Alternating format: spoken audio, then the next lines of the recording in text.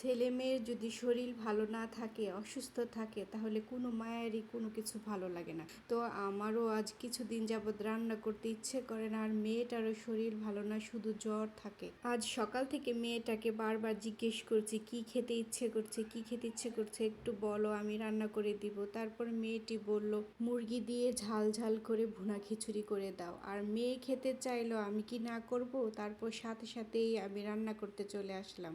আর ভুনা খিচুড়ির মধ্যে তো আমার আলু দিতেই হবে ছেলে মেয়েদের জন্য, ওরা ভুনা খিচুড়িতে আলু দিলে খুব পছন্দ করে। তো আমি বরাবর রান্না করতে শুরু করে দিলাম। এখানে মুরগি, আলু আর সব রকম মশলা দিয়ে ভালোভাবে কষিয়ে রান্না বসিয়ে দিলাম।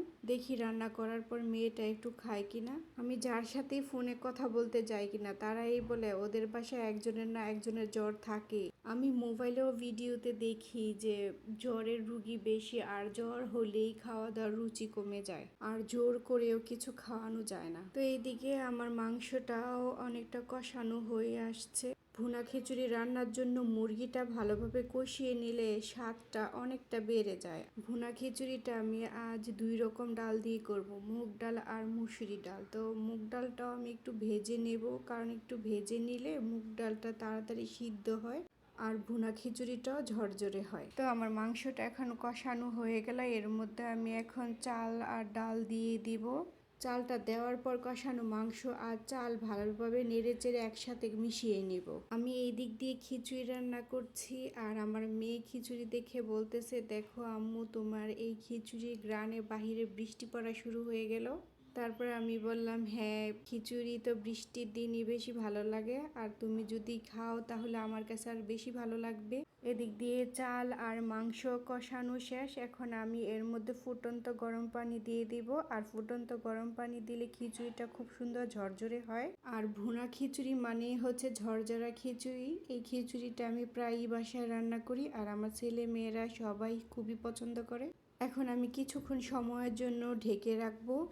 এর মাঝখানে কিন্তু আমি একবার ঢাকনা উঠিয়ে এর মধ্যে কাঁচামরিচ দিয়ে দিলাম। এখন আমি আবার ভালোভাবে নেড়ে চেড়ে আরও 10 মিনিটের জন্য ঢেকে রাখবো।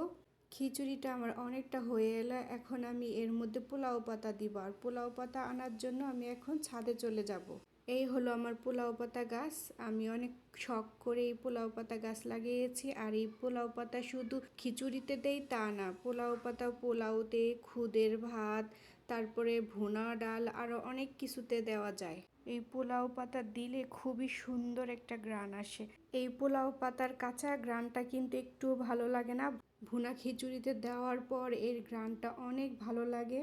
এই পোলাও পাতার আরেকটা ভালো গুণ আছে, এই পাতা যদি আপনি ফ্রিজে নর্মালি কিছু দিনের জন্য রেখে দেন, দেখবেন এর ঘ্রাণটা খুবই সুন্দর, ফ্রিজে কোনো বাজে ঘ্রাণ থাকে না। এই 2টা পাতাকে আমি 4টা টুকরা করে এখন আমি ভুনা খিচুড়িতে দিয়ে দেব। তারপর একটু ভালোভাবে নেড়ে চেড়ে উল্টে পাল্টিয়ে দিব। এখন আমি আরও 5 মিনিটের জন্য আমার এই ভুনা খিচুড়িটা ঢেকে রাখবো। এই তো হয়ে গেল আমার ঝরঝরে মুরগি দিয়ে ভুনা খিচুড়ি। আমার ভুনা খিচুড়িটা কি লোভনীয় লাগছে, তাই না? এই ভুনা খিচুড়ির জন্য কিন্তু আমার আরেকটা জিনিস রেডি করতে হবে, সেটা হচ্ছে মরিচ মাখা। এই মরিচ মাখা আমাদের ঘরে ভুনা খিচুড়ির সাথে লাগবেই লাগবে। এই শুকনো মরিচটা আমি সরিষার তেল দিয়ে ভেজে নিলাম।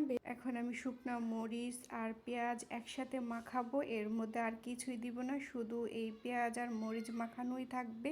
আপনারাও কে কে এরকম ভুনা খিচুড়ির সাথে মরিচ মাখা খেতে পছন্দ করেন অবশ্যই জানাবেন।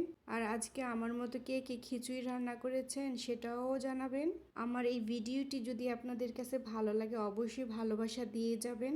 যাদের শরীর ভালো না, জ্বর, মুখে একদম রুচি নেই, তারা এরকম মরিচ মাখা দিয়ে ভাত কিংবা খিচুড়ি খান, মুখে রুচি লাগবে, ভালো লাগবে খেতে। সবার জন্য দোয়া রইল, সবাই খুব তাড়াতাড়ি সুস্থ হয়ে যাবেন ইনশাল্লাহ। আজ এই পর্যন্তই, সবাই ভালো থাকবেন। আল্লাহ হাফেজ, আসসালামু আলাইকুম।